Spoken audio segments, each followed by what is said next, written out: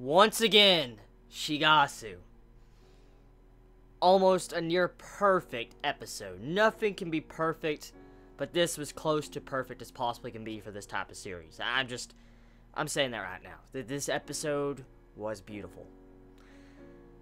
I really can't describe how beautiful this episode was.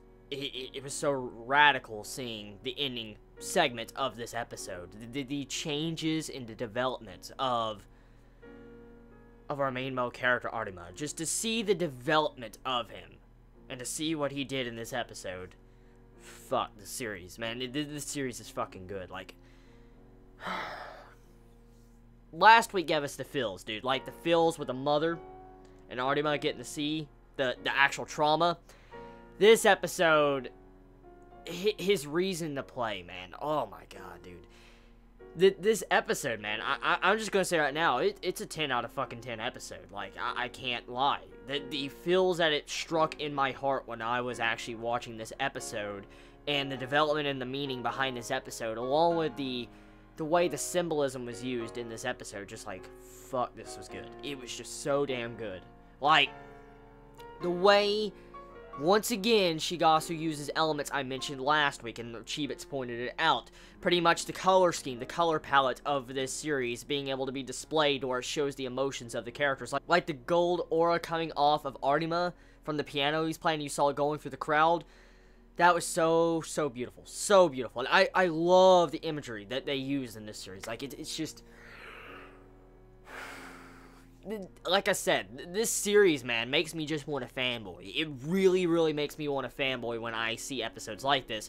The way it can actually make you have these emotions. It hits your heartstrings when you are watching this series. The way the music is done in this series is breathtaking. Like, it drags you in. If you're losing attention from this episode, or any episode, it just drags you in. It grabs you by your shirt and just drags you into the episode. That's pretty much what it does. Like, I was sitting there while watching this episode, when I saw Arima failing to play the piano, and you saw him underwater and all that, and he's tapping the keys like this, all frantically like this, I was getting upset. I'm like, come on, Arima, you can do it, you can do it. I was literally doing that shit. I was like, come on, man, you can fucking do this. I understand now his trauma. After understanding his trauma from last episode, I wasn't actually putting him down saying he was shit or he needs to get over. I wasn't saying that, but I was kind of cheering for him. I was wanting him to get over this depression, and to see how he actually overcame that depression, that trauma slightly, cut the cords of being like a puppet from his mother. I was like, fuck, that's good, that is good.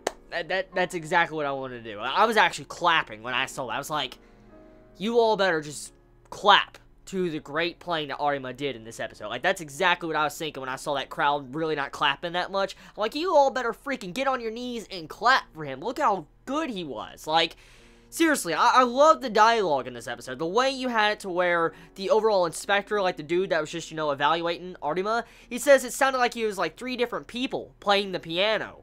And that is ridiculous. 3 different people.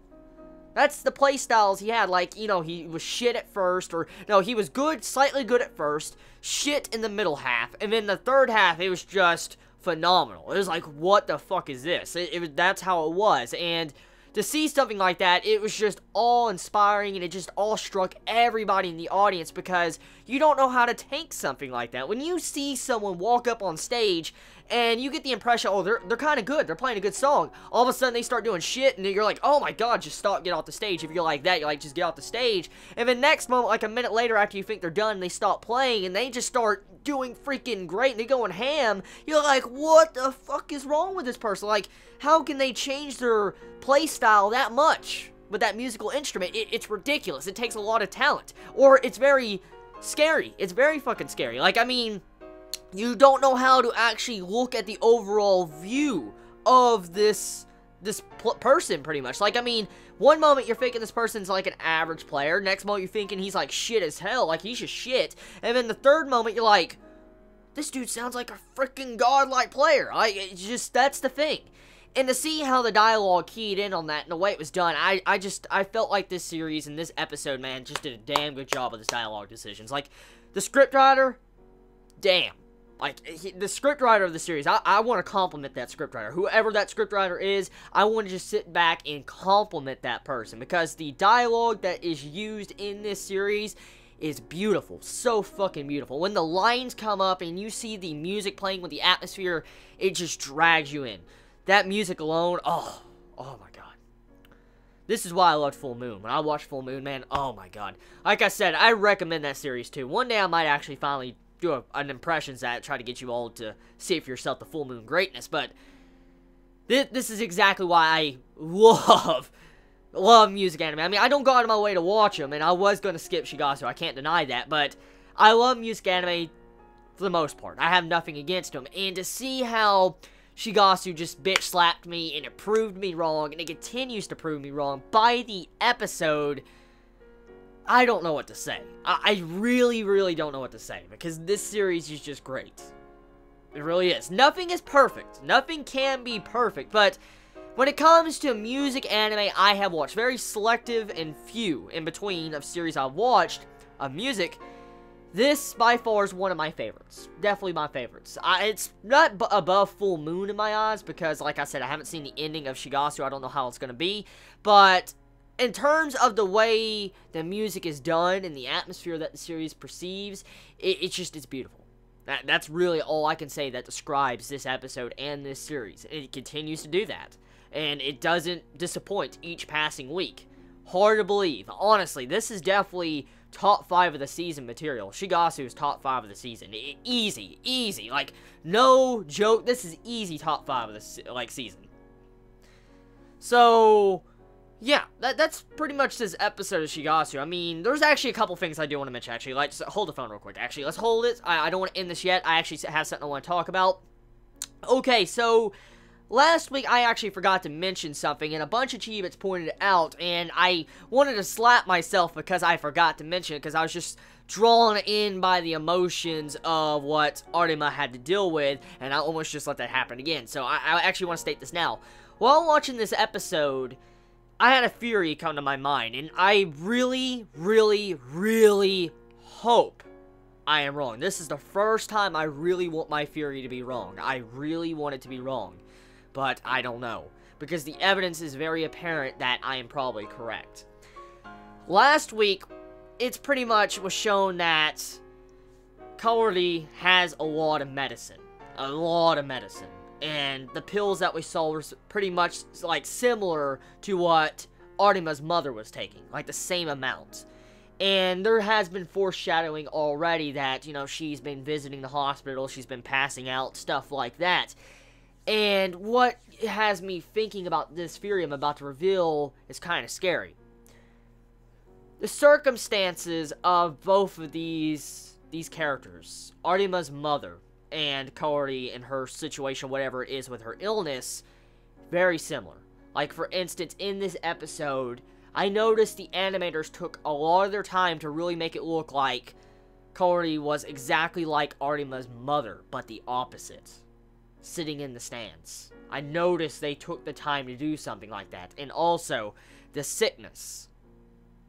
The sickness similarity is getting me. It's like, is she gonna fucking die? But it's not just that. I haven't really got to the root of my theory. I believe that Arima's mother told Kaori when she was probably little or something, probably in the hospital, because let's look at this, okay? Let's look at the things, like the facts and stuff. Arima's mother was in the hospital, sick. She was pretty much hospitalized. And, you know, we know what happened, the last words that Arima said. Well, what if Kaori talked to Arima's mother in the hospital before she died? And then she was talking about her son that played the piano. And then Kaori heard about this, and she got the dream to become play the violin and stuff like that. And then she eventually met Arima to change him and probably deliver the final words or wishes of Arima's mother that she probably wanted to say to him before she died. You get where I'm going with this? Pretty much, Kaori is being set up, if my theory is correct, being set up to be the person that's going to deliver the message to Arima about what the mother really wanted to say to Arima before she passed away. Probably something to say like she's sorry or something. And I also see at the end of this series, she is going to die kind of like the same way as Arima's mother. But Arima's going to have to overcome a massive trauma. To end Arima's character development and fully develop him, Kaori has to die. Let me explain why. Arima has to move past his mother's death. And it's clearly visible and it's shown that his mother has impacted him a lot.